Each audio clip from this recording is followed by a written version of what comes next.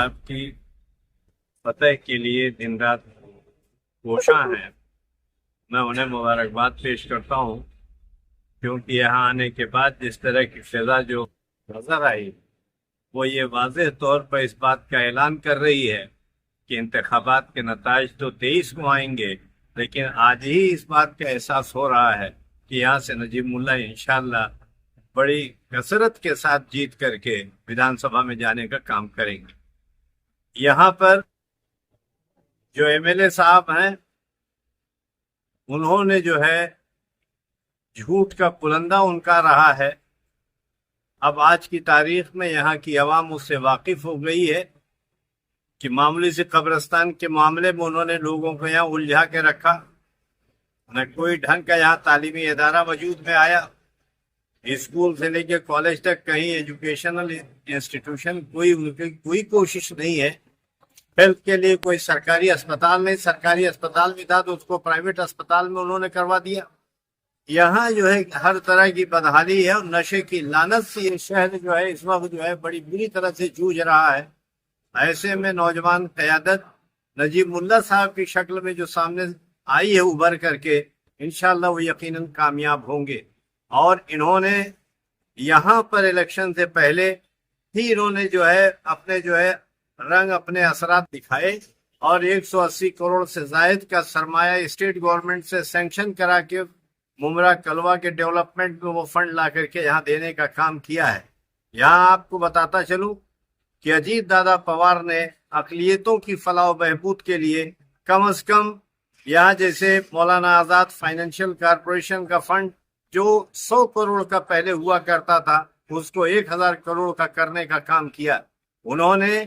یہ کہا کہ ہم مسلمانوں کو اقتدار میں حصہ داری ان کی آبادی کے تناسب سے دیں گے، تو 10% سیٹ انہوں نے دینے کی بات کی تھی۔ یہاں ہماری پارٹی نے 55 امیدوار اتارے، اس میں 5 امیدوار جو ہے سب سے زیادہ پولیٹیکل پارٹیز میں نمائندگی دینے کا کام این سی پی نے کیا ہے۔ یہاں اگر این سی پی کی طرف سے آپ دیکھیں گے،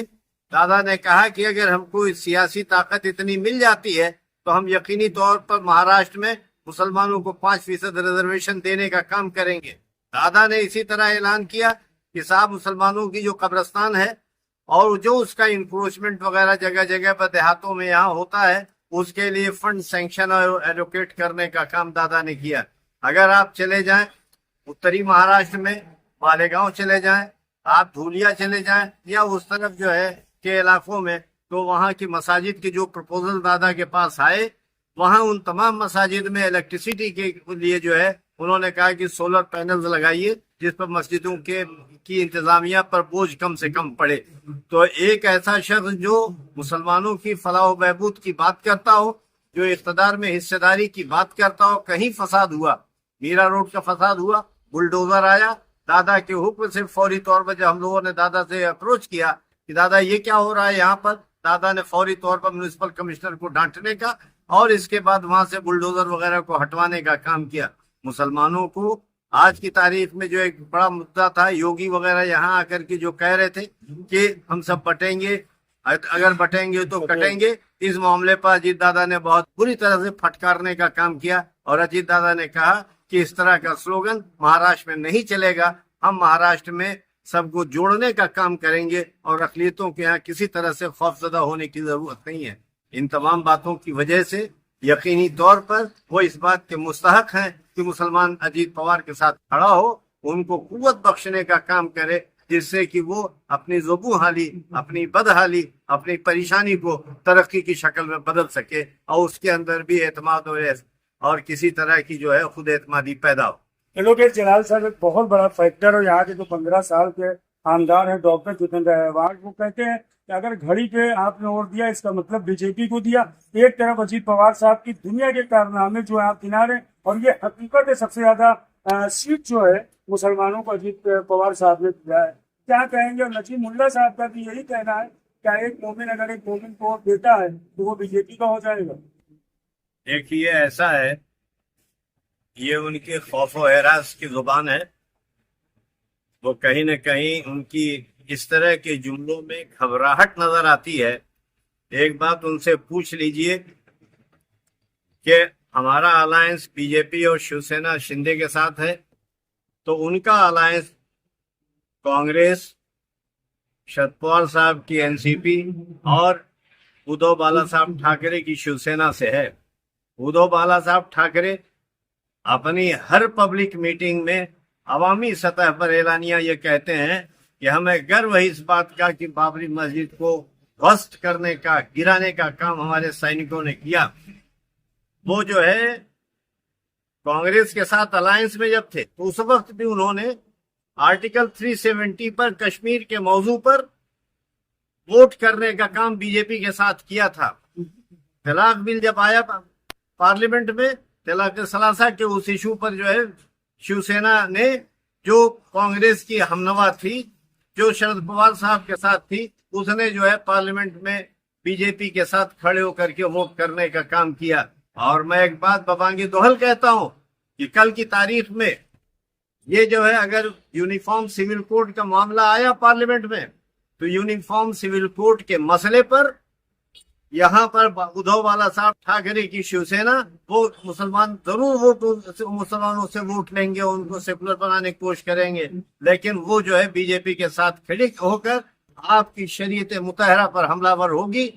ہمارا اپنا ماننا ہے کہ ہم کو ان گندم نما جو فروشوں کو پہچاننا چاہیے۔ یہ گیہوں دکھا کے جو بیچنے کا کام کرتے ہیں،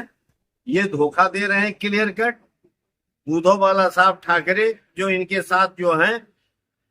انہوں نے جاتے جاتے ان کا آخری فیصلہ معلوم آپ کو کیا تھا؟ جی، انہوں نے اورنگ آباد شہر کا نام سمبھاجی نگر کرنے کا، انہوں نے آپ کے عثمان آباد کا نام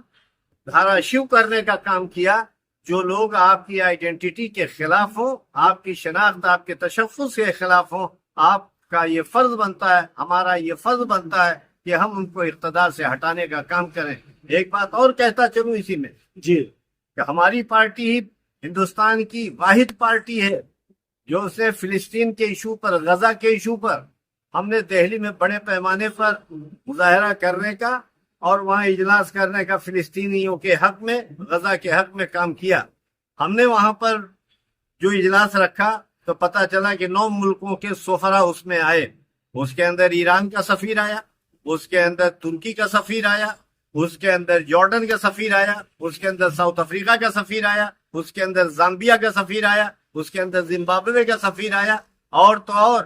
آیت اللہ خامنئی کے ہندوستان میں جو نمائندہ ہیں مہدی مہدوی پور صاحب، آیت اللہ مہدی مہدوی پور صاحب، وہ تشریف لائے۔ ان تمام لوگوں نے ایک زبان میں کھڑے ہو کر